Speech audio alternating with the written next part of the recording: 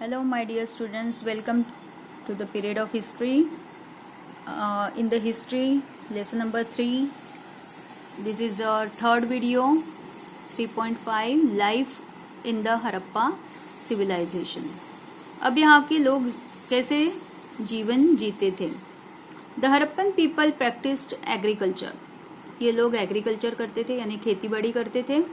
The excavation at Kalibangan provides evidence of a plowed field.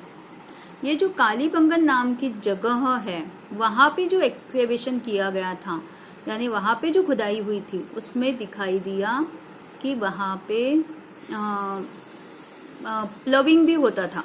प्लविंग यानी खेत में जो खुदाई होती है उसमें बीज डाले जाते हैं, है ना. फिर खेत में जैसे फार्मर्स जाते हैं वो प्लव से खुदाई करते हैं, फिर उसमें बीज बोए जाते हैं. तो ये सब चीज़ों का ये जो प्लाउड फील्ड थे वो वहाँ पे मिले थे. कहाँ पे? Kalibangan. The people there grew different crops mainly wheat and barley. और वहाँ के लोग जो थे वो खेती करते थे और उस अपने खेत में क्या क्या उगाते थे? व्हीट और बार्ली. बार्ली पता होगा आपको, व्हीट गेहूँ. इन राजस्थान बार्ली एक तरह का ग्रेन ही है. Okay. In Rajasthan barley was grown on a large scale with while in Gujarat it was ragi. Rajasthan में बार्ली जो है वो बहुत ज़्यादा पैमाने पर उगाई जाती है, बनाई जाती है, प्रोडक्शन होता है उसमें. वाइल इन गुजरात में क्या होता है? रैगी ज़्यादा पसंद, मतलब पसंद नहीं बोल सकते, रैगी ज़्यादा उगाई जाती हैं. Peas, sesame and lentils. Peas है, सिसम है और लेंटिल्स जो मसूर की दाल होती है ना वो वेर ऑल्सो कल्टिवेटेड. उसकी भी खेती की जाती थी. The Harappan people were also familiar with cotton. Cotton भी उगाया जाता था हरप्पन में. The statues, the pictures of the seals and the remains of cloth found in the excavations indicate that the Harappan people used to weave cloth. अब देखो कुछ statues जो मिले, देखिए यहाँ पे स्टैचू दिखाई दे रहा है. इस स्टैचू को कुछ पहनाया गया है कपड़े, है ना, दिख रहे हैं ना, उसका डिज़ाइन बनाया गया है जैसे उसने कपड़े पहने होंगे. तो ये जो स्टैचूज वहाँ पे मिले खुदाई में, ये स्टैचूज भी कुछ टूटे हुए स्टैचूज जो होते हैं वो मिले हैं, टूटे फूटे. और द रिमेन्स ऑफ क्लोथ्स, और कुछ कपड़े भी खुदाई में मिले थे. वो हमें बताते हैं कि हरप्पन पीपल जो थे वो कपड़े बुनते भी थे, मतलब बनाते थे, वीविंग करते थे. The dress of both men and women consisted of knee length cloth and an upper garment. यानी मेल और फीमेल दोनों के क्लोथ्स जो होते थे वो नी लेंथ होते थे. नी लेंथ यानी घुटनों तक कपड़े पहनते थे वो, और अपर गारमेंट पहनते थे यानी ऊपर कुछ और पहनते थे और नीचे कुछ और पहनते थे. यहाँ पे कुछ ऑर्नामेंट्स भी आपको दिखाई दे रहे हैं हरप्पन सिविलाइजेशन के. ये ऑर्नामेंट्स बनाए जाते थे इस तरह के और वो पहने जाते थे. Many types of ornaments have been found in excavations. अलग अलग तरह के ऑर्नामेंट्स मिले थे. They are made of gold, copper, precious stones, as also shells, cowries, seeds, etc.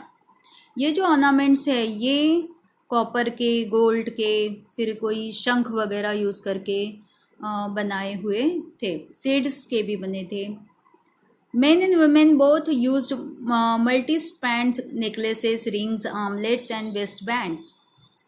Main women दोनों ये ऑर्नामेंट्स पहनते थे, गले में पहनते थे, फिर रिंग्स पहनते थे, आर्मलेट्स यानी हाथों पर बांधने वाला जो रहता है ना बाजूबंद टाइप वो, फिर कमरबंद जो होता है वो भी यूज़ होता था.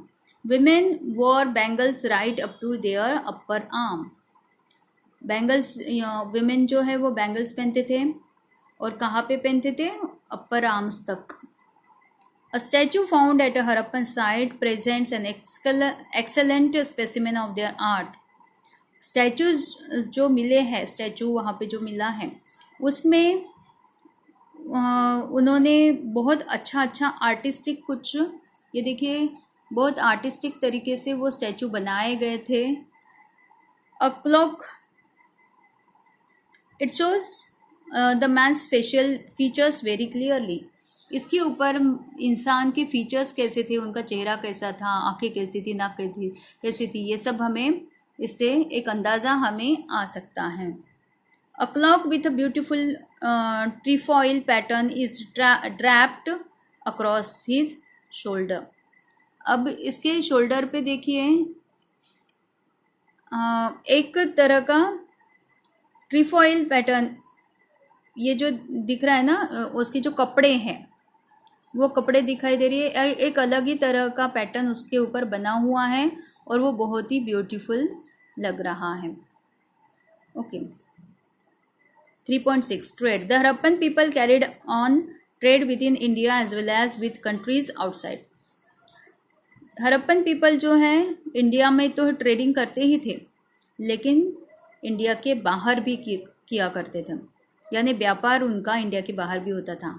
The Indus valley was known for its high quality cotton. Indus valley में कॉटन जो है वो बहुत ज़्यादा बनता था। This cotton was exported to the other regions like West Asia, southern Europe and Egypt. वहाँ का जो कॉटन था वो वेस्ट एशिया में, साउदर्न यूरोप में और इजिप्ट में एक्सपोर्ट किया जाता था, यानी वहाँ भेजा जाता था।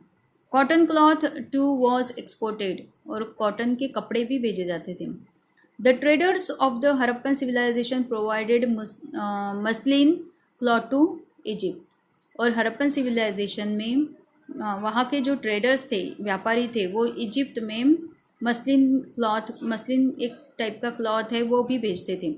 सिल्वर, जिंक, जेमस्टोन्स, रूबीज, देवदार would were some of the items that were exported from Kashmir, South India, Iran, Afghanistan, Balochistan. और कश्मीर से, साउथ इंडिया से, ईरान, अफ़गानिस्तान और बलूचिस्तान से कुछ चीज़ें इंपोर्ट भी की जाती थी। इंपोर्ट करना यानी मंगवाना। सिल्वर है, जिंक है, जेम स्टोन्स है, रूबीज़ है, देवदार है, ये सब चीज़ें मंगवाई भी जाती थी। Trade was carried on both by land routes and sea routes. और ये जो ट्रेडिंग होता था वो लैंड रूट से भी होता था, यानी रास्ते जो होते हैं, लैंड रूट जो बनाए जाते हैं उससे भी लाना ले जाना होता था, और सी रूट यानी समंदर से भी ये चीज़ें लाना, मंगवाना, ले जाना होता था। Some of the excavated seals bear pictures of ships.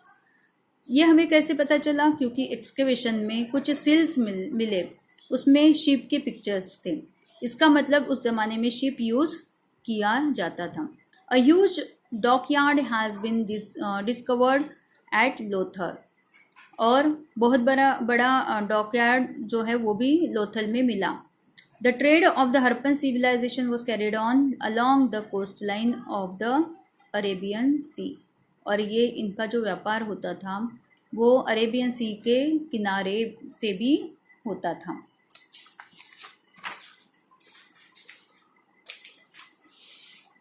ये देखिए यहाँ पे दिख रहा है आपको, an artist visualization of the dockyard at Lothal reconstructed with the help of the remains. देखिए किस तरह से डॉकयार्ड बनाया गया था, जहाँ से चीज़ें लाना ले जाना किया करते थे। Reasons for decline of the Harappan civilization. अब ये हरप्पन सिविलाइजेशन ख़त्म क्यों हुआ? Frequent floods, invasions by foreign tribes, decline in trade were some of the reasons for the decline of the Harappan civilization. Frequent floods, बार बार बाढ़ आना, invasions by foreign tribes, foreign के लोग आकर वहाँ पे इन्वेशंस करते थे। डिक्लाइन इन ट्रेड, और जो ट्रेड था वो ख़त्म हो गया कुछ सालों के बाद, और धीरे धीरे वो ख़त्म होने के कारण हरप्पन संस्कृति भी ख़त्म होने लगी। Some regions became arid due to weakening of monsoon. कुछ जगह पे बारिश नहीं हो रही थी, ड्राई हो चुका था पूरा एरिया, रिवर पूरी ड्राई हो चुकी थी, अर्थक्वेक्स आते थे वहाँ पे, भूकंप आते थे। चेंजेस इन सी लेवल बार बार चेंज होता था, और इसलिए लोग वहाँ से कहीं और जाने लगे रहने के लिए। और इसीलिए वहाँ जो हड़प्पन सिविलाइजेशन था वो धीरे धीरे ख़त्म होने लगा। The Harappan civilization was a prosperous and flourishing urban civilization. वो बहुत ही अच्छा सिविलाइजेशन था, फ्लरिशिंग था और प्रॉस्परस था, यानी उनके पास खजाना था ऐसे बोल सकते हैं हम। लेकिन फिर भी वो डिक्लाइन हुआ। क्यों? क्योंकि ये जो आपत्तियाँ आई थी उसके कारण वो ख़त्म होने लगा। It laid the foundation of the Indian civilization. और लेकिन हड़प्पन संस्कृति का बहुत बड़ा हाथ है इंडियन सिविलाइजेशन को बनाने में। वो एक फाउंडेशन है, इंडियन सिविलाइजेशन का फाउंडेशन है। तो यहाँ पे ये लेसन ख़त्म हो रहा है। आगे के वीडियो में इसके क्वेश्चन आंसर्स मैं आपको भेजूँगी। Okay, thank you.